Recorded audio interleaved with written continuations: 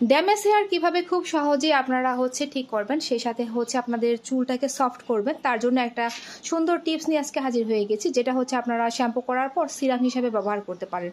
তো তার জন্য আপনাদের কি অ্যাপ্লাই করতে হবে, অলিভ অয়েল, সেই সাথে আমরা শীতকালে যে হাতে পায়ে ব্যবহার করি গ্লিসারিন, আর গোলাপ জল, ত্বকে বা ফেসে যে ব্যবহার করে থাকি সেই গোলাপ জল।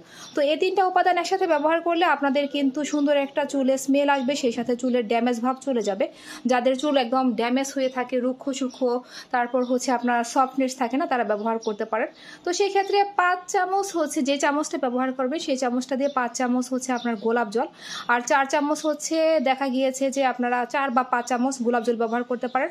সেই সাথে 1 থেকে 1.5 চামচ গ্লিসারিন, আর অলিভ অয়েলটা হাফ চামচ অথবা 1 চামচ আপনারা নিয়ে সেটা ভালো করে মিক্সড করে একটা সিরাম তৈরি করে আপনারা চুলে অ্যাপ্লাই করতে পারেন। তবে সব সিরামই দেখা যায় যে আপনারা 2 সপ্তাহের মতো ফ্রিজ আপ করে রাখতে পারেন, তবে রেগুলার বানিয়ে ব্যবহার করা সবচেয়ে ভালো।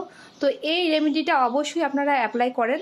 চুলের সফটনেস, সেই সাথে ড্যামেজ ব্রেকেজ, চুলটাকে রিকভার করার জন্য গ্লিসারিন কিন্তু খুব ভালো কাজ করে। আজই এই টিপসটা অ্যাপ্লাই করে দেখবেন। এটা কিন্তু শ্যাম্পু করার পর ভেজা থাকা অবস্থায় চুলে অ্যাপ্লাই করতে হবে, তারপর চুলটাকে শুকিয়ে নিতে হবে।